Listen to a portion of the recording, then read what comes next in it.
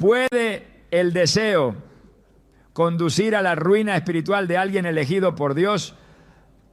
La historia bíblica está llena de advertencias sobre cómo incluso los más ungidos pueden ser arrastrados por la fuerza de la lujuria. En Proverbios 6, 27 a 28 se pregunta: ¿puede alguien echarse brasas en el pecho sin quemarse la ropa? ¿O caminar sobre carbones encendidos sin quemarse los pies? Estas palabras revelan una verdad inquietante. El fuego del deseo carnal, cuando se descontrola, destruye más que el cuerpo, consume el alma, distorsiona el propósito divino y puede apagar el llamado de Dios. Hoy exploraremos cómo la lujuria, camuflada como atracción o pasión, puede ser la trampa más letal para los elegidos. Revelaremos los pasos invisibles que llevan del anhelo al abismo y cómo identificar a tiempo sus señales para no perder el destino que Dios ha preparado. ¿Estás listo para entender lo que Dios tiene reservado para ti? La caída de un elegido nunca comienza con un estruendo, no hay relámpagos, no hay terremotos. Lo que sí hay es un susurro, un pensamiento disfrazado de deseo legítimo, una emoción que se justifica con una excusa piadosa, una mirada que se alarga apenas unos segundos más de lo permitido. Así comienza el descenso de un alma que ha sido separada para Dios, no con pecado visible, sino con una grieta imperceptible. El enemigo no ataca con estridencia cuando se trata de los consagrados. Él sabe que un susurro constante tiene más poder que un grito momentáneo. Por eso el oscuro precio de la lujuria en un elegido de Dios no se paga de inmediato. Se acumula en cuotas, se oculta tras la obediencia parcial, y cuando por fin se presenta la factura ya se ha perdido mucho más que el favor divino. Se ha comprometido la esencia misma del llamado. La palabra de Dios es clara y directa cuando nos habla del inicio del pecado. En Santiago 1, 14 a 15 leemos: sino que cada uno es tentado cuando de su propia concupiscencia es atraído y seducido. Entonces, la concupiscencia, después que ha concebido, da a luz el pecado, y el pecado, siendo consumado, da a luz la muerte. Este proceso es silencioso, progresivo y engañoso. No aparece como un acto de rebelión, sino como una confesión razonable. Y es ahí donde el elegido empieza a perder terreno, no por rebelarse, sino por tolerar, no por huir de Dios, sino por dejar de correr hacia Él. Considera a David, el hombre conforme al corazón de Dios. No fue cuando estaba en batalla ni cuando estaba buscando a Dios que la lujuria lo atrapó. Fue en un momento de ocio, en una azotea, en una tarde cualquiera. En 2 Samuel 11 se nos cuenta que en el tiempo en que los reyes salían a la guerra, David permaneció en Jerusalén. Esta simple decisión marcó el inicio de una cadena de eventos que lo alejarían temporalmente de la voluntad de Dios. Desde esa azotea, David vio a Betsabé y no apartó la vista. No fue el pecado de adulterio el primero, fue la permisividad con el deseo. Fue permitir que la vista se quedara, que la mente empezara a imaginar, que el corazón empezara a ceder. El hombre que había escrito salmos, que había danzado con el arca del pacto, que había sido ungido por Samuel y respaldado por Dios, se convirtió en presa del pecado, no por ignorancia, sino por descuido. Es aquí donde el enemigo opera con mayor eficacia. Él no necesita empujar al elegido. Basta con que deje de avanzar.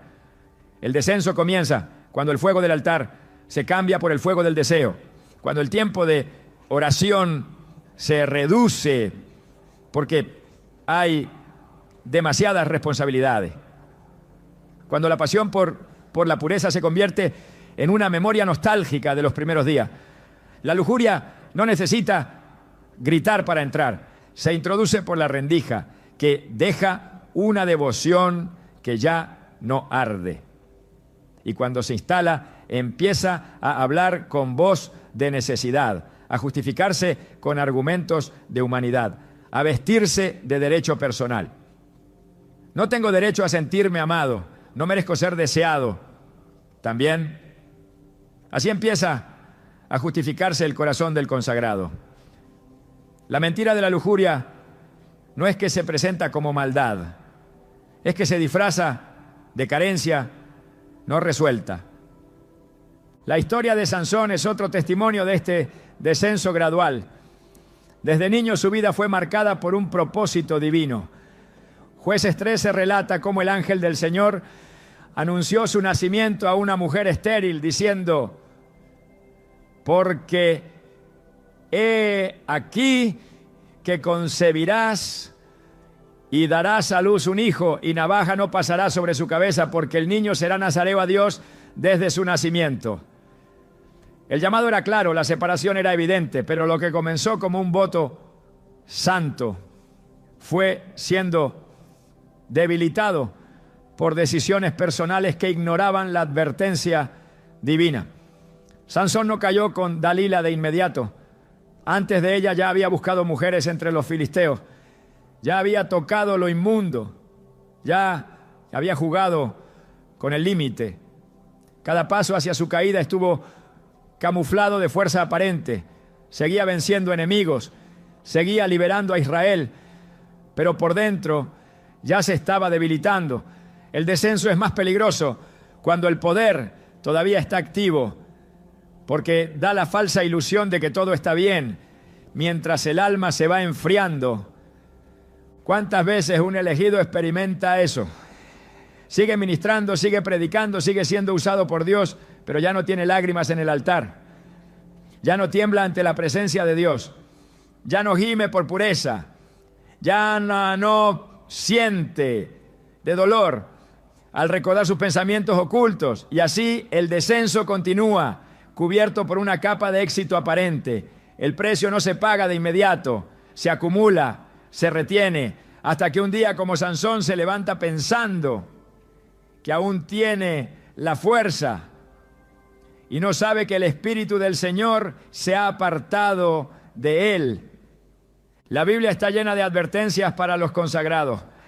En el 1 Pedro 5:8 se nos dice: sed sobrios y velad, porque vuestro adversario el diablo, como león rugiente, anda alrededor buscando a quien devorar.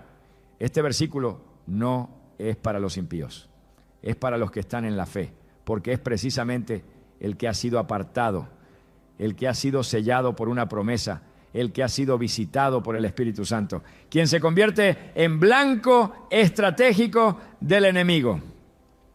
La lujuria no siempre busca al descarriado.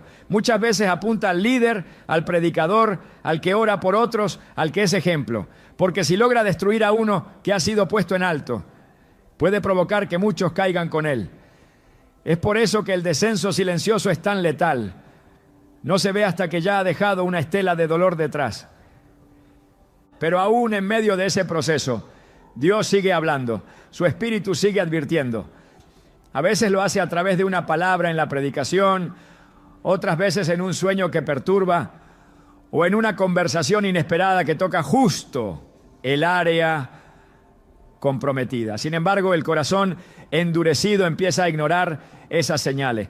La conciencia que antes gritaba, ahora susurra, y el elegido se convence de que lo que está haciendo no es tan grave, que todos luchan con algo, que Dios entiende. Pero no hay excusa que cambie la santidad de Dios. Él no cambia sus estándares porque te ama. Te ama y por eso te llama al arrepentimiento. La lujuria que no se confiesa se convierte en hábito. Y el hábito que no se rompe se convierte en atadura. La Escritura no nos deja sin esperanza, pero tampoco sin advertencia. En Hebreos 3:12 a 13 se nos exhorta: mirad, hermanos, que no haya en ninguno de vosotros corazón malo de incredulidad para apartarse del Dios vivo. Antes, exhortaos los unos a los otros cada día, entre tanto que se dice hoy, para que ninguno de vosotros se endurezca por el engaño del pecado. Aquí se nos revela la dinámica más peligrosa del descenso: el endurecimiento. El pecado no solo nos mancha, nos engaña, nos hace creer que estamos bien, que no hemos cambiado tanto, que aún podemos volver cuando queramos. Pero cada día que se tolera lo intolerable, el alma se aleja más. Cada día que se ignora la voz del Espíritu, el corazón se vuelve menos sensible. Y cada día que se vive sin arrepentimiento, el precio del regreso se hace más alto. Por eso esta primera parte es una alerta, un llamado a examinar no solo nuestras acciones, sino nuestras motivaciones, a preguntarnos si hay deseos que hemos permitido, pensamientos que hemos justificado, hábitos que hemos normalizado, a reconocer que el descenso no siempre se nota, pero siempre deja marca, que la lujuria no siempre comienza en el cuerpo.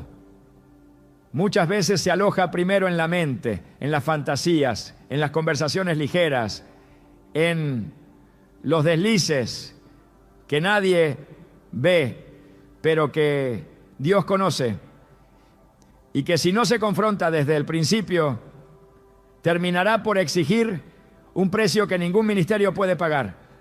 La buena noticia es que aún estamos a tiempo, que mientras el Espíritu de Dios siga tocando, hay esperanza, que mientras su palabra siga confrontando, hay redención.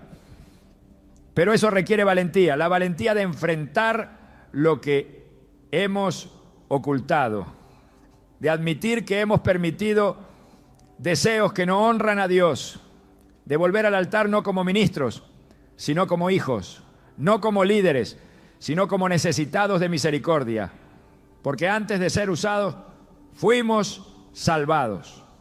Y si hay algo que Dios desea más que nuestra actividad, es nuestra santidad. Esta es la verdad que todo consagrado debe recordar, no importa cuán alto haya sido levantado, si permites que la lujuria anide en tu corazón, caerás.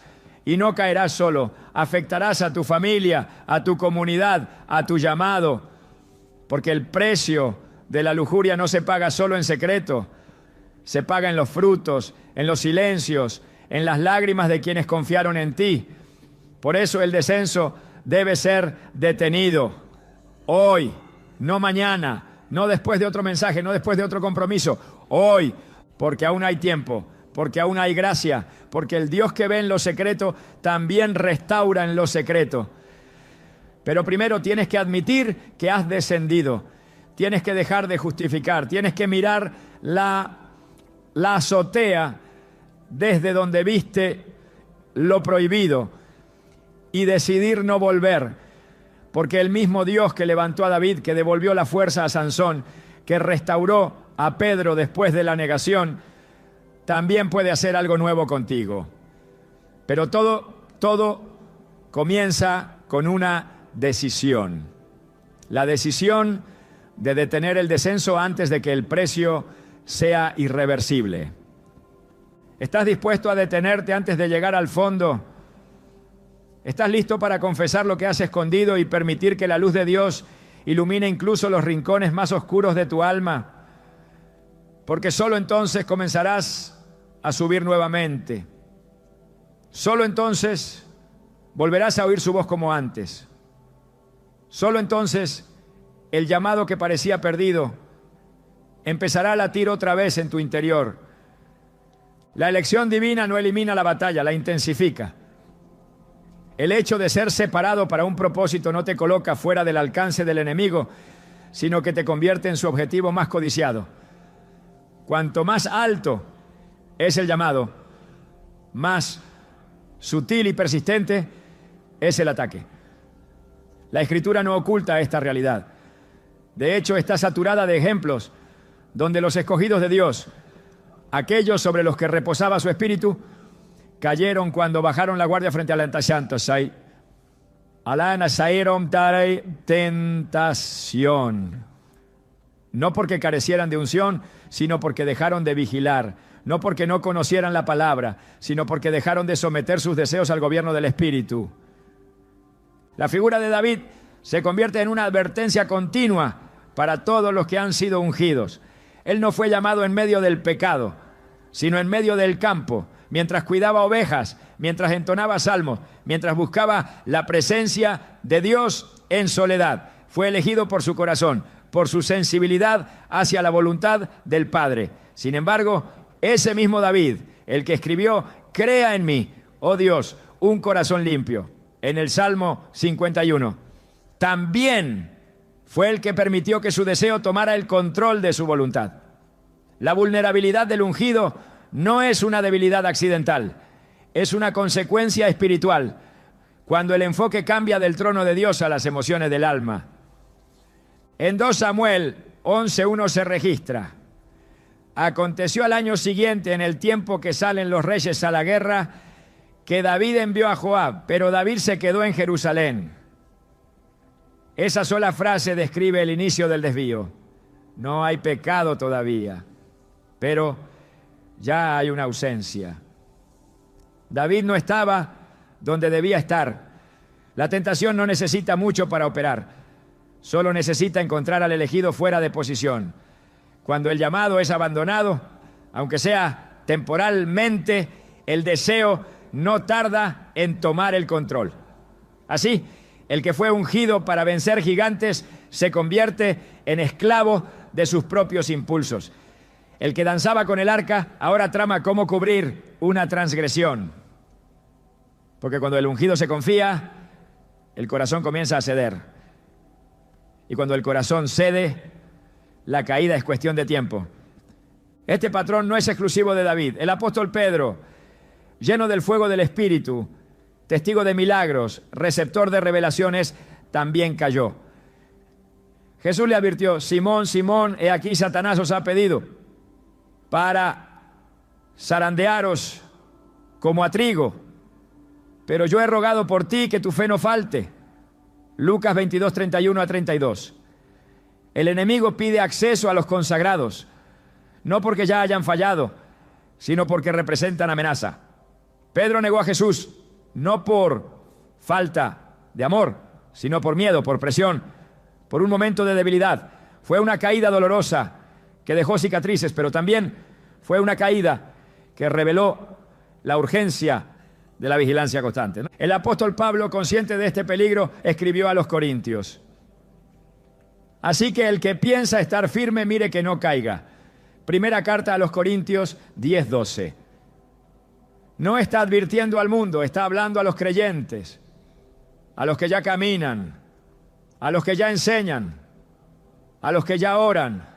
El riesgo no está en no haber empezado, sino en haber avanzado y pensar que el terreno ganado es eterno por mérito propio. El llamado no cancela la necesidad de dependencia. El ungido no puede confiar en su experiencia, ni en sus dones, ni en su pasado espiritual, porque la tentación no respeta títulos, ni unciones, ni ministerios. La única defensa eficaz es la obediencia diaria, la sujeción constante y el temor reverente. Jesús mismo, siendo el Hijo de Dios, fue llevado por el Espíritu al desierto para ser tentado. En Mateo 4:1-11 vemos cómo Satanás no dudó en usar la propia Escritura para tentar al Verbo hecho carne. Esto nos enseña que la tentación puede disfrazarse de espiritualidad, que puede usar versículos, argumentos teológicos y justificaciones aparentemente válidas para quebrantar los límites establecidos por Dios. Jesús venció porque respondió con la palabra, pero no con una palabra mal usada, sino con la verdad plena, entendida desde el corazón del Padre. El ungido que no discierne puede caer en la trampa de usar su conocimiento bíblico como escudo para justificar su carnalidad. La vulnerabilidad se intensifica cuando se mezcla el llamado con la complacencia. El momento en que el ungido comienza a sentirse invencible es el instante en que más cerca está de caer. Sansón es la personificación de esta verdad. En Jueces 16, después de múltiples advertencias, después de múltiples oportunidades de rectificar, siguió jugando con la línea del pecado. Dalila preguntaba una y otra vez por el secreto de su fuerza. Y él respondía con medias verdades, con bromas, con evasivas. No porque no supiera el peligro, sino porque ya no le temía. Cuando finalmente le reveló que su fuerza estaba en su consagración, ya no quedaba discernimiento. Creía que podría levantarse como antes, pero no sabía que el Espíritu de Dios se había apartado de él. El texto dice en Jueces 16:20, y dijo ella: Sansón, los filisteos sobre ti. Y luego que despertó de su sueño se dijo: esta vez saldré como las otras y me escaparé. Pero él no sabía que Jehová ya se había apartado de él. Este es el punto más peligroso de la vulnerabilidad del ungido, la insensibilidad espiritual, el momento en que ya no se percibe la diferencia entre la presencia y la ausencia de Dios, el instante en que el ministerio sigue operando, pero el corazón ya no tiembla ante el pecado. El ungido se convierte entonces en una sombra de lo que fue, funcionando por inercia, sostenido por hábitos, sin la frescura del aceite nuevo. El llamado de Dios es irrevocable, pero la comunión sí puede perderse. No se pierde el título, pero se pierde la intimidad. No se pierde el cargo, pero se pierde la autoridad espiritual. Cuando la lujuria entra, no entra sola. Trae consigo ceguera, insensibilidad y soberbia. Y todo eso actúa silenciosamente hasta que la caída se manifiesta públicamente. La Escritura no es ambigua al respecto. En Romanos 13:14 se nos ordena: vestíos del Señor Jesucristo y no proveáis para los deseos de la carne. Aquí no hay sugerencia, hay una orden. Vestirse de Cristo implica renunciar a cualquier forma de autosatisfacción que se oponga a la santidad. El ungido debe aprender que la carne no descansa y que el Espíritu solo puede gobernar cuando se le da el control absoluto. Esta es la realidad de la vulnerabilidad espiritual. No hay zona segura fuera de la obediencia. No hay santidad automática. No hay inmunidad ministerial. La lucha con la tentación es constante. Y el ungido debe estar preparado para resistir cada día, como si fuera el primero. La vulnerabilidad no es señal de debilidad, sino de humanidad. Pero esa humanidad solo puede ser protegida cuando se somete cada pensamiento a la obediencia de Cristo. La palabra de Dios advierte que los tiempos son peligrosos y que muchos serán arrastrados por deseos engañosos. En 2 Timoteo 3:1-5 se describe una generación amadora de los placeres más que de Dios. Personas que tendrán apariencia de piedad, pero negarán su eficacia. Esta es la trampa final. Mantener la forma externa mientras el interior está cediendo terreno. El ungido que no guarda su mente, su corazón y sus ojos, eventualmente se encontrará sirviendo sin fuego, ministrando sin presencia, hablando sin autoridad. Por eso el llamado hoy es a la vigilancia absoluta. No es suficiente haber sido llamado. No es suficiente haber experimentado unción. No es suficiente haber vencido en el pasado. Cada día trae su propia batalla. Y cada victoria requiere dependencia total del Espíritu Santo. El ungido debe caminar con reverencia, con temor de Dios, con sensibilidad espiritual, porque la tentación vendrá y vendrá con insistencia. No se puede negociar con ella. No se puede razonar con ella. Solo se le vence cuando se renuncia a todo lo que pueda abrirle una puerta. La Escritura nos recuerda en Gálatas 5:16. Digo, pues, andad en el Espíritu y no satisfagáis los deseos de la carne. Esta no es una recomendación para los débiles, es un mandato para los fuertes. Porque cuanto más alto se asciende en el propósito, más vulnerable se vuelve el alma si no se mantiene sujeta a Dios.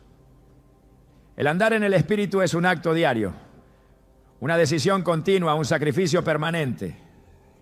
No hay victoria duradera sin una entrega absoluta. El precio de ser ungido no se paga solo con consagración inicial, se paga con obediencia constante. La lujuria siempre buscará un acceso, siempre susurrará, siempre esperará el momento de descuido. El ungido no puede darse el lujo de ignorar su presencia. Debe estar alerta, armado con la verdad, saturado de la palabra, sumergido en oración, cubierto por la obediencia. Porque sólo así se mantiene el fuego. Sólo así se preserva la integridad. Sólo así se honra verdaderamente al Dios que eligió. No por méritos, sino por gracia. El alma no se desmorona de golpe, se desintegra lentamente, seducida por la falsa promesa de un placer que nunca cumple lo que anuncia. La lujuria es hábil en disfrazarse. No se presenta como enemiga, se infiltra como compañía inofensiva, como consuelo disfrazado, como derecho emocional. Pero su verdadera naturaleza no está en el gozo que ofrece por un momento, sino en el vacío perpetuo que deja cuando se instala en el corazón de un consagrado. La destrucción espiritual que produce es silenciosa, progresiva y sobre todo profundamente engañosa, porque no destruye primero desde fuera, sino desde adentro. Anula la sensibilidad, entorpece el discernimiento, reduce el temor de Dios. El alma que antes ardía por obedecer, ahora busca justificar. Y el que antes lloraba en el altar, ahora ríe con el pecado. La Escritura no oculta las consecuencias de ceder ante los deseos desordenados. En Proverbios 5, 3-5 se advierte: porque los labios de la mujer extraña destilan miel y su paladar es más blando que el aceite. Mas su fin es amargo como el ajenjo, agudo como espada de dos filos. Sus pies descienden a la muerte, sus pasos conducen al Seol. El texto no comienza hablando de la muerte, comienza hablando de dulzura. Esta es la trampa perfecta. Lo que inicia como algo atractivo, agradable, incluso legítimo a los ojos de quien desea, termina conduciendo al abismo. El elegido que se entrega a la lujuria lo hace inicialmente convencido de que puede controlar el fuego. Pero el fuego nunca se deja domesticar, consume, devora, exige cada vez más. Y lo que en un principio parecía placer se convierte en cadena. El daño más severo que provoca la lujuria no es físico, es espiritual. No se manifiesta primero en lo que se ve, sino en lo que se apaga dentro del corazón. El temor de Dios comienza a desvanecerse. La conciencia deja de protestar. La voz del Espíritu se vuelve distante. El alma, antes alimentada por la palabra y fortalecida en oración, empieza a nutrirse de imágenes, deseos y fantasías que la separan del propósito eterno. Y así, sin estridencias, sin escándalo, la llama del llamado comienza a extinguirse. La lujuria promete libertad, pero lo que entrega es esclavitud. Jesús dijo en Juan 8:34, de cierto os digo, que todo aquel que hace pecado, esclavo es del pecado. No hay libertad donde hay repetición sin arrepentimiento. No hay poder espiritual donde hay consentimiento continuo al deseo carnal. La destrucción espiritual avanza por etapas. Primero adormece, después distorsiona, finalmente desintegra. El consagrado ya no percibe como peligroso lo que antes evitaba con temor. Lo que antes consideraba impuro, ahora le parece parte de su humanidad. La justificación se convierte en su nuevo lenguaje. Ya no se arrepiente, razona. Ya no huye, coquetea. La conciencia no se apaga de golpe. Se reconfigura para tolerar lo que Dios condenó. Y es en ese estado donde el alma corre mayor peligro. Porque mientras más alto has subido en revelación, más profunda será la caída si no se detiene.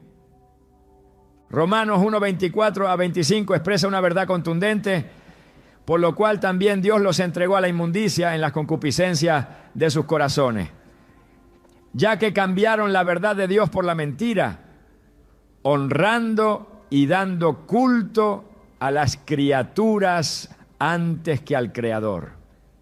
Este es el juicio más severo que puede experimentar un alma: ser entregada a sus propios deseos. Cuando el placer se vuelve prioridad, la verdad pierde autoridad. El consagrado no abandona su llamado de inmediato. Primero cambia su enfoque, después su estándar, luego su fidelidad. Y cuando intenta regresar ya no sabe cómo, porque la lujuria ha tomado el trono del alma. Decide, dirige, domina. El libro de Proverbios describe con claridad el final de ese camino. En el capítulo 7 se presenta la imagen de un joven sin entendimiento que es seducido por una mujer vestida como ramera. El relato dice que ella lo atrapa con palabras suaves, con caricias, con promesas de deleite. Pero el versículo 22 revela el desenlace. Al punto se marchó tras ella, como va el buey al degolladero y como el necio a las prisiones para ser castigado. Aquí no hay escándalo, hay obediencia. El alma ya no resiste, solo sigue. La voluntad ha sido vencida. El ungido, que antes dominaba gigantes espirituales, ahora es arrastrado por sus propios impulsos. La destrucción es inevitable cuando la resistencia ha sido sustituida por entrega emocional. Uno de los efectos más devastadores del placer carnal es su capacidad de cegar el propósito. El consagrado que vive en lujuria comienza a olvidar por qué fue llamado. Se acostumbra al doble estándar.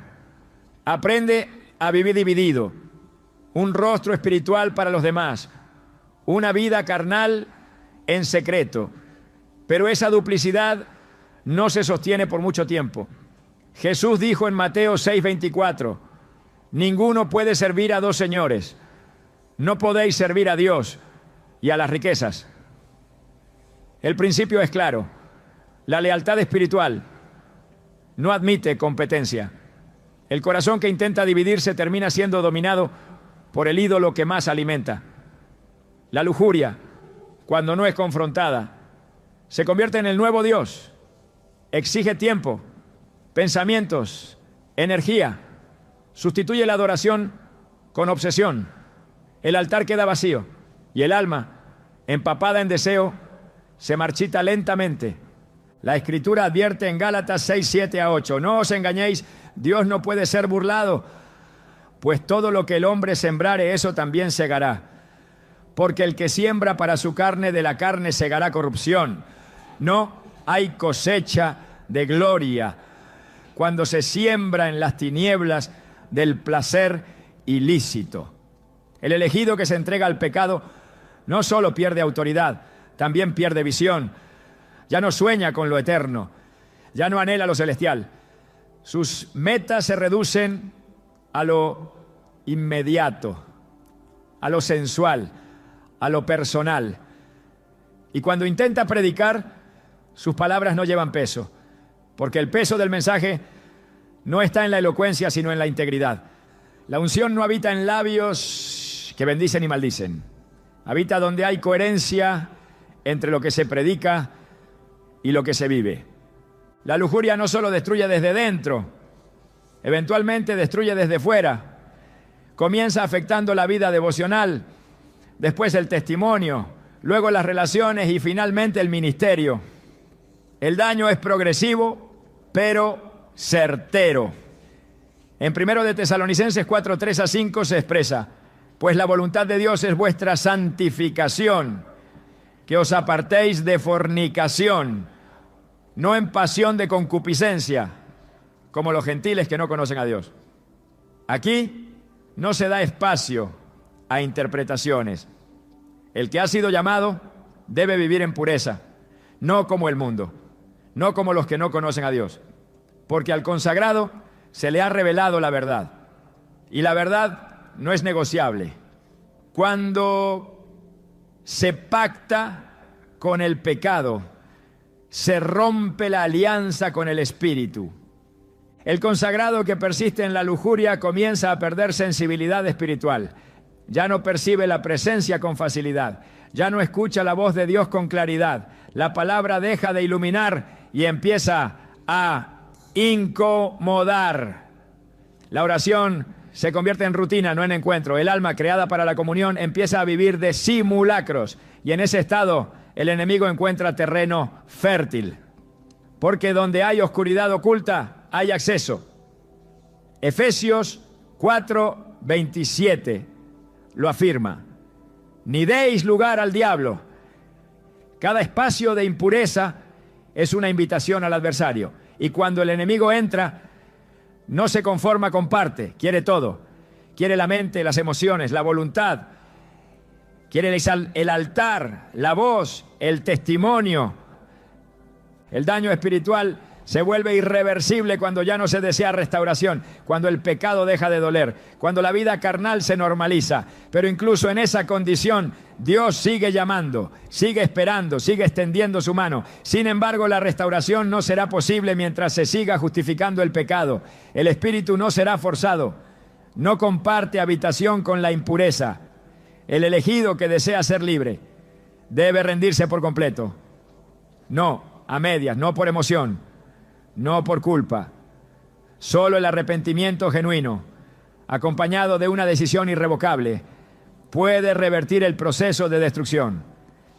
En Hebreos 12:1 se nos exhorta: despojémonos de todo peso y del pecado que nos asedia y corramos con paciencia la carrera que tenemos por delante.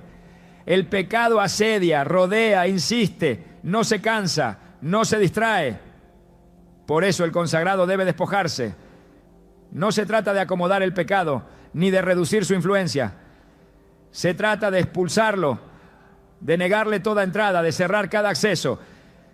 Porque donde hay tolerancia, hay derrota. Y donde hay pureza, hay victoria. El placer momentáneo no compensa la pérdida eterna. La satisfacción de un instante no se compara con la comunión que se pierde. La destrucción espiritual que causa la lujuria nunca es inmediata, pero cuando llega es devastadora. No solo deja ruinas, deja confusión. El elegido que ha caído pierde la autoridad para hablar con firmeza, para orar con eficacia, para guiar con ejemplo. Y si no se arrepiente, su vida se convierte en advertencia. En lugar de ser luz, se convierte en sombra. En lugar de ser guía, se convierte en tropiezo. La lujuria no solo hiere al que la abraza, también arrastra a quienes lo siguen. Por eso el precio es tan alto, porque su daño no es solo individual, es colectivo. Afecta generaciones, contamina entornos, pervierte herencias. Solo la sangre de Cristo puede revertir esa destrucción. Solo un corazón quebrantado puede volver a sentir. Solo una confesión sincera puede abrir camino a la restauración. Pero mientras se ame más el placer que la presencia, no habrá redención posible. Dios no fuerza la pureza, la propone, la invita, la ordena y espera una respuesta, no de emoción, de entrega, no de lágrimas, de decisión. Porque el elegido que desea recuperar lo perdido debe estar dispuesto a abandonar lo que le robó. El pecado no solo hiere, reordena, tuerce, altera el diseño divino de forma casi imperceptible al inicio, pero devastadora con el paso del tiempo. La lujuria, cuando entra en el corazón de un elegido, no interrumpe el llamado de inmediato, lo distorsiona. Redefine prioridades, disminuye la urgencia espiritual, reemplaza lo eterno con lo temporal y así, sin necesidad de anunciarse, comienza a cobrarse su precio. No lo hace con violencia, lo hace con paciencia. Destroza con promesas dulces y termina reclamando las semillas que fueron sembradas con descuido. El plan de Dios para sus elegidos no es una estructura rígida de tareas religiosas. Es una arquitectura espiritual perfecta, diseñada para impactar generaciones, para restaurar lo caído, para alumbrar en las tinieblas. Cuando alguien es separado por Dios, no lo es únicamente por sus capacidades, sino porque su vida será un canal por donde fluirá la gloria de lo alto. Cada palabra, cada decisión, cada paso del ungido fue previsto en ese plan con una precisión que el alma humana apenas puede comprender. Efesios 2:10 nos lo recuerda con claridad, porque somos hechura suya, creados en Cristo Jesús, para buenas obras, las cuales Dios preparó de antemano para que anduviésemos en ella. Esta afirmación no es una inspiración genérica, es una revelación estratégica. Cada obra, cada asignación, cada intervención del consagrado fue dispuesta en el diseño eterno. Y el pecado, cuando entra, no solo ofende la santidad, interrumpe el diseño, no borra el llamado, pero sí lo desvía. Y en ese desvío muchas veces se pierden estaciones que nunca se recuperan. Dios no improvisa. Sus planes para cada vida tienen una lógica divina, una secuencia de crecimiento, una sinfonía de propósitos que deben ejecutarse con precisión espiritual. Pero la lujuria, como semilla extraña, siembra una música disonante en medio de esa sinfonía. Introduce desajustes que no siempre se notan al principio, pero que alteran profundamente el resultado final. Un consagrado dominado por la lujuria no solo se daña a sí mismo, desordena los tiempos que Dios estableció, dificulta procesos que deberían haber sido ágiles, complica relaciones que debieron haber sido limpias, introduce confusión donde debía haber claridad. El precio es profundo, porque el pecado sexual no solo afecta el cuerpo, afecta el calendario divino sobre la vida del elegido. La Escritura nos muestra que hay un principio que gobierna la autoridad espiritual, el principio de la integridad. No se trata de carisma, ni de habilidad, ni de posición. Se trata de alineamiento. Dios confía tareas específicas a corazones que están sujetos a Él. Cuando la lujuria toma lugar, ese alineamiento se rompe y el consagrado, aunque conserve sus dones, ya no tiene acceso pleno a la asignación. Esto no es un castigo arbitrario, es una consecuencia inevitable. En 2 Timoteo 2:20-21 se enseña: en una casa grande no solamente hay utensilios de oro y de plata, sino también de madera y de barro. Así que si alguno se limpia de estas cosas, será instrumento para honra, santificado, útil al Señor y dispuesto para toda buena obra. La utilidad no está en la elección, sino en la limpieza. No basta con ser elegido, hay que ser conservado puro. De lo contrario, el plan de Dios se ve limitado por la decisión del consagrado de ceder ante su carne. El precio oculto del pecado sexual también se manifiesta en el ámbito del testimonio. Lo que el ungido representa es más que un mensaje, es un modelo. Su vida, sus palabras, más su carácter son señales visibles del Dios invisible. Cuando la lujuria se instala, comienza a desgastar esa imagen. Lo hace en lo privado, pero termina reflejándose en lo público. Y el resultado no es solo una pérdida de respeto, es una crisis de credibilidad espiritual. El pueblo pierde dirección. Los más débiles tropiezan. La causa del reino se ve desacreditada, no por el enemigo, sino por uno de los suyos. Esto es lo que hace que el precio sea tan alto. No se limita al consagrado, se extiende a los que lo siguen, a los que creen en su llamado, a los que imitan su fe. Jesús advirtió en Mateo 18:6: y cualquiera que haga tropezar a alguno de estos pequeños que creen en mí, mejor le fuera que se le colgara al cuello una piedra de molino.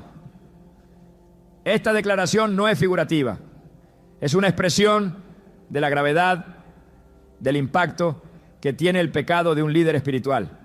Cuando el elegido cede ante la lujuria, no solo se destruye a sí mismo, se convierte en piedra de tropiezo para otros. Y el plan de Dios, que incluía edificar sobre su ejemplo, debe ser reconfigurado para evitar que el daño se propague.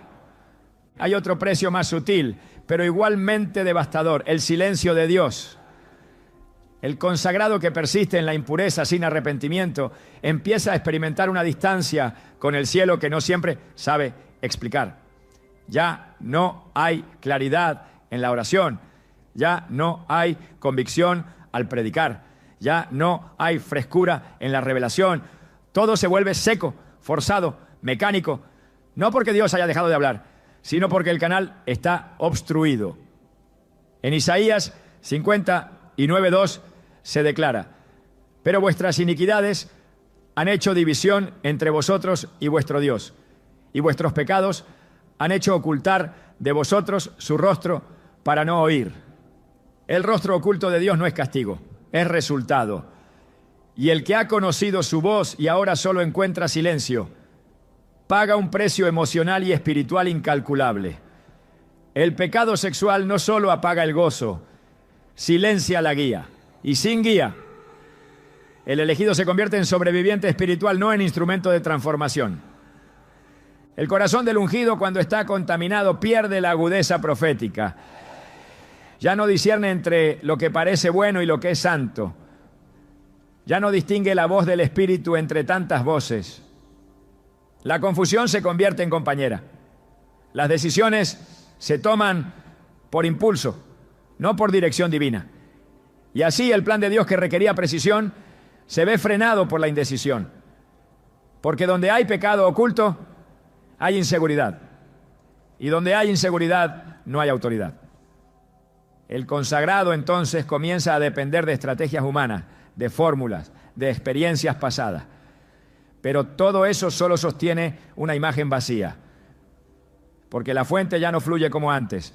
El altar fue contaminado y hasta que no se ha purificado, el fuego no volverá a arder. Uno de los precios más trágicos del pecado sexual en el consagrado es la pérdida del temor de Dios. No se trata de miedo, se trata de reverencia, de sensibilidad, de sujeción profunda al carácter de aquel que lo llamó. Cuando la lujuria es tolerada, el alma comienza a justificarse, a negociar principios, a adaptarse al pecado. Y cuando eso ocurre, el temor se va, y con él se va la unción, porque Dios no unge lo que no respeta. La unción permanece donde hay honra. Y el consagrado, que ha perdido el temor, aunque siga en funciones, ha perdido lo más precioso, la aprobación divina. En Levítico 10, los hijos de Aarón, Nadab y Abiú, ofrecieron fuego extraño delante del Señor. No era fuego profano en apariencia, era un acto de adoración, pero no era lo que Dios había ordenado, y por ello fueron consumidos por el fuego de Dios. Esto nos enseña que no toda ofrenda es aceptada, no todo servicio espiritual es agradable si no viene desde la obediencia. El pecado sexual introduce fuego extraño en el altar del ungido. Puede seguir sirviendo, pero ya no está siendo respaldado. Puede seguir predicando, pero el cielo ya no está afirmando. Y eso es un precio demasiado alto por unos momentos de satisfacción carnal. El pecado también roba tiempo, tiempo que debió haberse usado para avanzar en el llamado, tiempo que debió haberse invertido en edificar, tiempo que ahora se desperdicia en luchar contra las consecuencias de decisiones mal tomadas. Y aunque Dios puede restaurar, muchas veces el tiempo perdido no vuelve. Joel 2:25 promete: y os restituiré los años que comió la oruga, el saltón, el revoltón y la langosta. Pero esa restitución requiere rendición total. No es automática. No es garantizada si no hay arrepentimiento genuino. El consagrado que juega con la gracia pierde oportunidades. El que desprecia la disciplina pierde estaciones de crecimiento que tal vez no se repitan. Dios es un Dios de propósito, no de improvisación. Cuando entrega un llamado, también establece un tiempo, un lugar, una generación que será impactada por ese llamado. El pecado, cuando se tolera, rompe esa sincronía. Hace que el ungido llegue tarde, llegue débil, llegue sin la fuerza que necesitaba para cumplir su parte. Y cuando eso ocurre, otros deben tomar su lugar. No porque Dios deseaba reemplazarlo, sino porque Él mismo se autoexcluyó. Esta verdad está reflejada en el caso de Saúl. Fue elegido, ungido, respaldado. Pero su desobediencia constante lo llevó a ser reemplazado por David. 1 Samuel 15:26 declara: porque desechaste la palabra de Jehová, Él también te ha desechado para que no seas rey. El precio no fue inmediato, pero fue definitivo. Y el llamado que pudo haber sido eterno terminó en derrota. Este es el precio oculto del pecado sexual en el plan de Dios. No siempre se ve, no siempre se nota, pero opera desde adentro, deteniendo el avance, bloqueando el fluir, empañando la visión, secando la pasión. Y cuando el ungido finalmente se da cuenta, a veces ya ha caminado años en una dirección distinta a la que Dios diseñó. Cuando el silencio se apodera del alma y el peso del pecado ha oscurecido el entendimiento, aún existe una voz que no se apaga, una voz que no se alza con gritos, pero que atraviesa la ruina, que no acusa, pero confronta, que no castiga, pero no negocia. Es la voz de Dios en medio del quebranto. Esa voz que no se aleja del caído, pero que no lo deja permanecer cómodo en su caída, que habla con verdad, pero también con esperanza, que no ignora el pecado, pero tampoco cancela el propósito, porque Dios, aun cuando duele, sigue hablando. El consagrado que ha caído por causa de la lujuria no está excluido de la misericordia. Está en el umbral de una decisión que puede marcar la diferencia entre la restauración o la pérdida definitiva. Y es en ese momento, cuando ya no queda fuerza para aparentar, cuando la máscara ha caído y la soledad es profunda, que la voz del Señor resuena con mayor claridad. No lo hace desde el juicio, lo hace desde el amor que disciplina. Como está escrito en Hebreos 12:6. Porque el Señor al que ama disciplina y azota a todo el que recibe por hijo. Esa disciplina no es una muestra de rechazo, es prueba de pertenencia. Dios no corrige a los extraños, sino a los suyos. Y su corrección siempre viene acompañada de una voz que guía de regreso al camino. El quebranto es el lugar donde las palabras de Dios perforan con mayor profundidad. No porque sean más duras, no, sino porque el corazón está más blando. Es en medio del dolor del alma que las Escrituras cobran vida, que las advertencias pasadas se convierten en lamentos, pero también en luz. El Salmo 34:18 lo declara con poder. Cercano está Jehová a los quebrantados de corazón y salva a los contritos de espíritu. Esa cercanía no es solo una presencia, es una voz, una que no se pierde en el ruido porque ha silenciado todo alrededor. Una que no se disfraza de emoción porque es más profunda que cualquier sentimiento. Es la voz de aquel que llama a volver.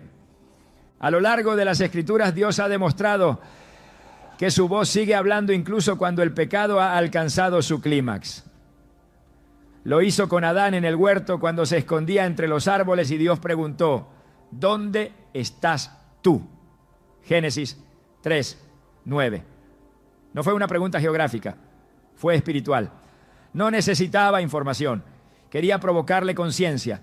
Y esa misma pregunta resuena hoy en el corazón de cada elegido que ha sido vencido por la lujuria.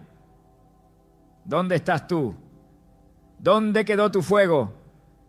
¿Dónde quedó tu pureza? ¿Dónde está el propósito por el que fuiste llamado?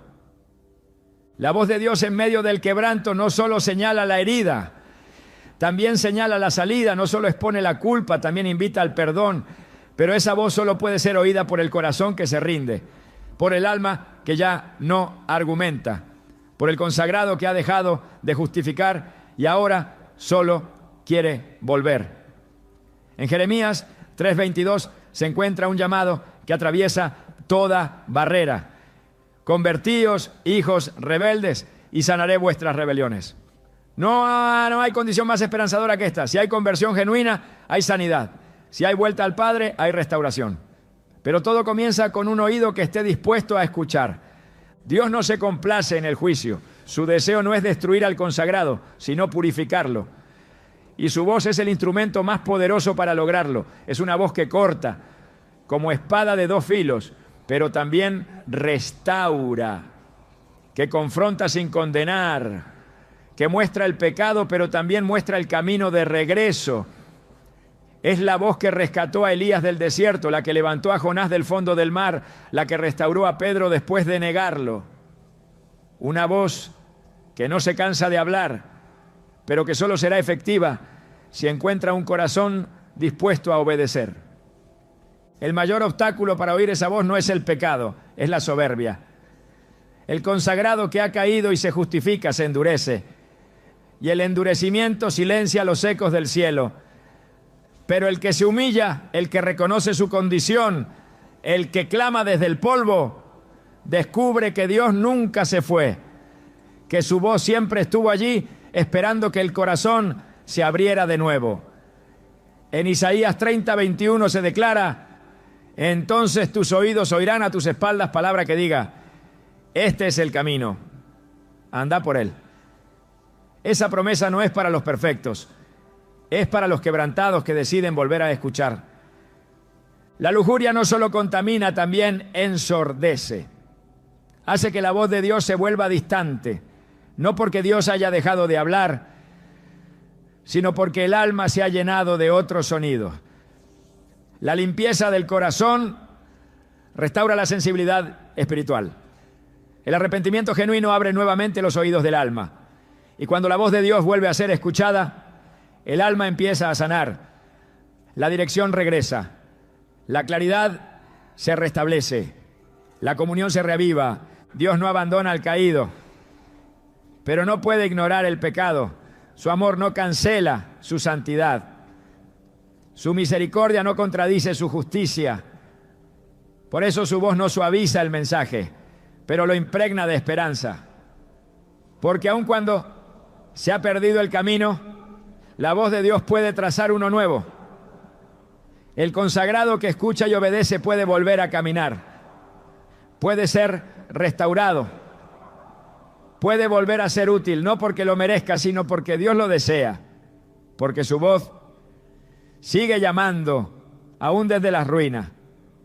Cuando el alma ha tocado fondo y el pecado ha hecho evidente su precio, el consagrado se encuentra ante la única pregunta que realmente importa. ¿Es posible volver? No volver al mismo lugar, sino al corazón de Dios. No recuperar la imagen, sino la comunión. No restaurar la posición, sino la pureza. Y la respuesta, aún en medio de la ruina, es sí. Porque la gracia de Dios no fue diseñada para los fuertes, sino para los quebrantados.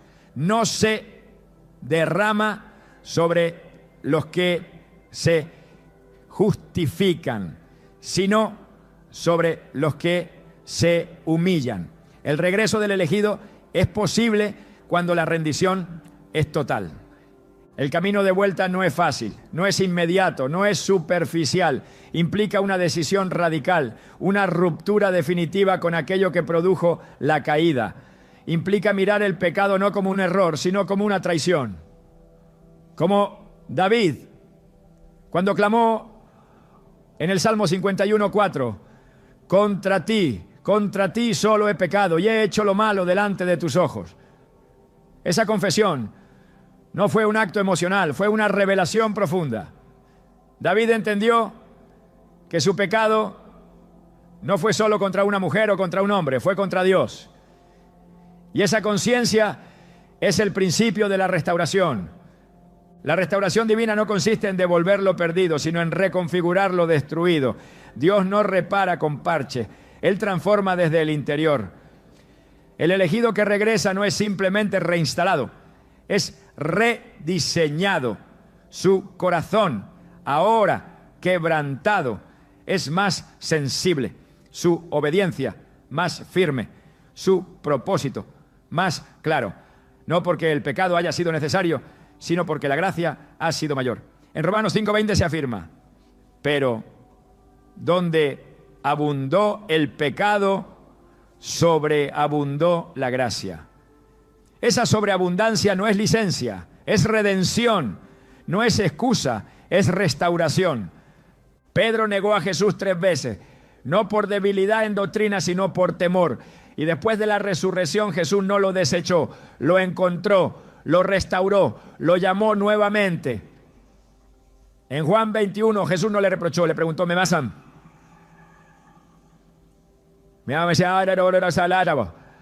Esa pregunta no era retórica, era una oportunidad, una invitación a empezar otra vez. A amar más allá de la culpa, a servir desde la gratitud, a seguir desde la humildad. Y Pedro, transformado por esa gracia, se convirtió en roca, en líder, en apóstol.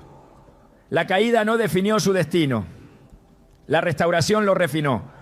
Así también el elegido que ha sido vencido por la lujuria no está condenado al exilio espiritual, pero debe elegir, no puede volver con condiciones, no puede regresar cargando lo mismo, debe soltar, confesar, rendirse, porque Dios no restaura mientras haya resistencia, pero cuando encuentra un corazón contrito, actúa con poder, como lo hizo con el hijo pródigo, quien al volver a casa encontró no reproche, sino abrazo, no escasez, sino fiesta, no exclusión, sino restitución.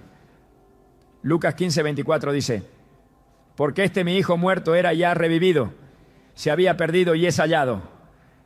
Esa es la voz del Padre, esa es la promesa para el consagrado que decide volver. Dios no cancela su propósito, pero espera una respuesta. La restauración está disponible, pero exige entrega. No se puede servir con el corazón dividido. No se puede predicar con el altar contaminado. No se puede liderar sin santidad. El fuego solo desciende sobre sacrificios limpios. La unción solo fluye donde hay verdad. Y la autoridad solo permanece donde hay integridad. El elegido que regresa debe hacerlo con todo. Y si lo hace, Dios lo recibirá, lo limpiará, lo levantará. Porque en el reino el fracaso no es el final. Es el escenario de una gloria mayor. El verdadero peligro no es la caída, es la indiferencia después de haber caído. Cuando el alma ya no lucha, ya no llora, ya no siente. Cuando la lujuria ha dejado de provocar culpa y ha sido aceptada como parte de la identidad. El abismo se convierte en hogar. Y es entonces cuando el enemigo logra su victoria más perversa. Convencer al consagrado de que ya no vale la pena volver. Esa es la trampa final. No la tentación, sino la resignación. No el pecado, sino el conformismo espiritual. Porque el infierno no teme tanto al ungido que cae, como al ungido que se levanta con más discernimiento, más fuego y más determinación que antes. El mayor precio que puede pagar un elegido no está en lo que perdió, está en lo que dejó de soñar, en lo que dejó de orar, en las almas que dejó de tocar, en la generación que ya no impactó. Porque la lujuria no solo rompe la comunión con Dios, rompe la conexión con el propósito eterno. Apaga el deseo de avanzar, disuelve la visión, roba la capacidad de soñar con lo santo. Y cuando el ungido deja de soñar con lo que Dios puede hacer a través de él, ha comenzado a morir por dentro. Aunque aún camine, aunque aún hable, aunque aún sirva. Pero la luz de Dios no está limitada por la oscuridad del alma. La presencia no se acobarda ante la sombra del pecado. La voz del Espíritu no se extravía, incluso en el lugar más seco y contaminado. Aún allí, Dios sigue preguntando, ¿dónde estás? No como señal de juicio, sino como anuncio de esperanza.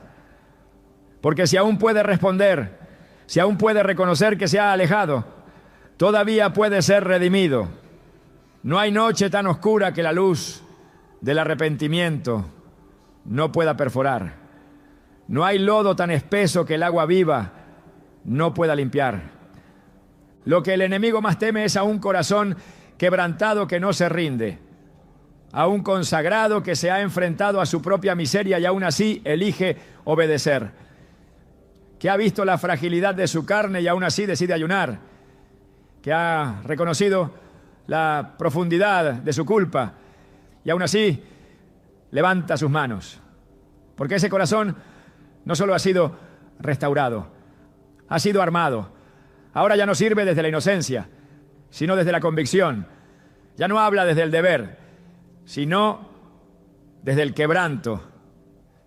Y esa voz que conoce el precio de la lujuria